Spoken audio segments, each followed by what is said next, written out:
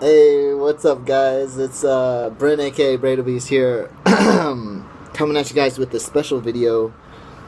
As you all know, today is October 12th, and October 12th is a very, very special day for me, because 3 years ago was the first day I had a therapy appointment.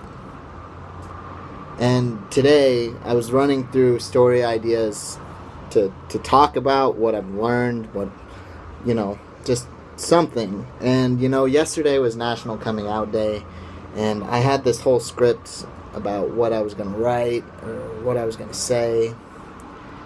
And it got me really anxious, and I slept on it. I told myself, Brent, just sleep on it, is this something you really want to do? Once you do this, it's permanent. But I don't care. It's something that I felt very strongly about for a while now, and I guess I'm just gonna go out and say it. I'm pansexual, and it's funny because a lot of people they get the whole binary system of straight and gay, and then everyone's a little bit bisexual on a bisexual scale. But being pansexual, it's really it's kind of a difficult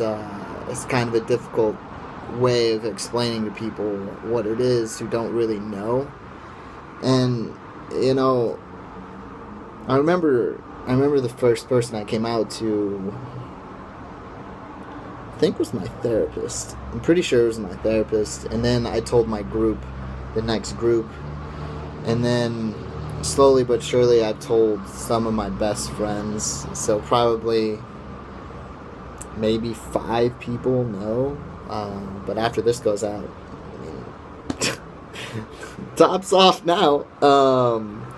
But I'm ready for this. I'm ready. It's one of those things where I'm making this decision for me.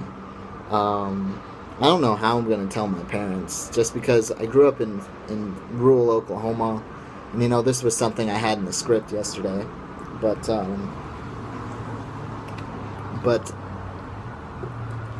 growing up in rural Oklahoma, I was Southern Baptist. I remember this very specifically. Homosexuals are an abomination. And, that's kind of reinforced with all my friends and even my family and my friends' family and everybody.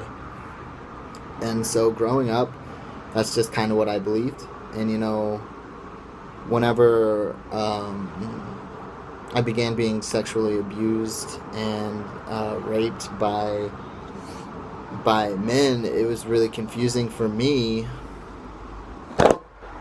because I didn't realize that I wasn't doing anything wrong. And just because this has happened to me didn't mean that I was homosexual, or that I liked it, or anything like that. But as I grew older and I started having sexual feelings towards men and women and everyone in between, it was just one of those things where you're like, I can't talk about this. I mean, compounding with the sexual abuse, it was just something that I never wanted to talk about.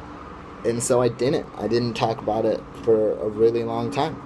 I didn't talk about it until after, almost until October 12th, 2012. It wasn't until September or August that I opened up to one of my best friends in college and told her about the sexual abuse that happened to me. And so, it's okay to be confused, and it's okay to have feelings for whomever you want to have feelings for. And for the longest time, I just kept it shoved down. I repressed everything, and it really made me not feel like who I was. And shit, why not? I'm already gonna come out as pansexual. Why not just say, whenever I started cross-dressing when I was like 15, it was really confusing as well. And I began getting a little bit dysphoric. I didn't really know, like, was I trans, or was I born a male, or did I feel like I was a female at one point? I mean, it was really confusing, and there was a lot of thoughts going through my mind. And, you know, as you can tell, I'm very masculine, but I do have a lot of feminine characteristics in my gender identity. So it's just like, yeah, I love going shopping, I love doing this, I love wearing women's clothing, more specifically women's underwear, but it was just really hard for me to know, like, do I really want to be a male, or do I want to be a female? And, you know, through college, I kind of debated whether or not I mean, processing it and doing that whole thing. So, you know, I'm a male, and I want to be a male. I don't feel like I'm a female trapped in a male's body or anything like that. So that whole thing is kind of nipped in the bud. But it's really confusing, and it's really hard. And, you know, I remember in college, there was a point in my sophomore year where I was just becoming comfortable, becoming myself. And I remember my dad had my brother and me in his hotel room, because he was in our college town for work. And I remember us having a conversation about neither of us being in a relationship. And, you know, I was just really, really, like, on edge, because I knew where it was going. I knew it was going the gay conversation right away. And, you know, it was really scary, because my worst fears were imagined whenever he told me, you know, if either one of you ever, like, came out gay, I don't think I could ever forgive you. Those weren't his exact words, but it was something to that effect. And I remember that stuck with me to this day. Like, I don't know if he was kidding, but it hurts. It hurts a lot. And, you know, that's one of the main reasons why I never came out to him. And, you know, my mom's best friends are both lesbians, so I know she wouldn't care, and she knows about the cross-dressing, so it's not really a big deal. It's just like,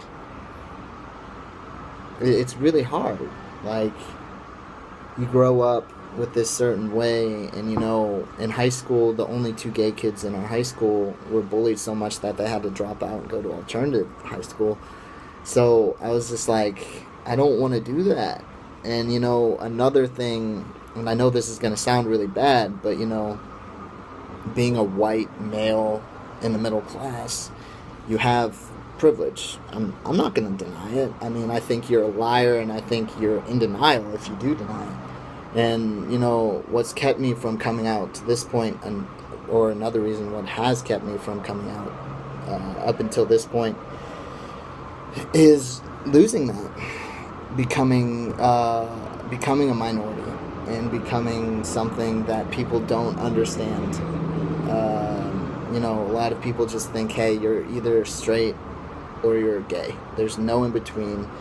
And especially, like, people in rural Oklahoma don't even know what pansexual means. So it's just one of those things where I'm just like, scratching my head. I don't know how to do it. And, you know, it's one of those things where I want to let other people know that it's okay to come out and be yourself, because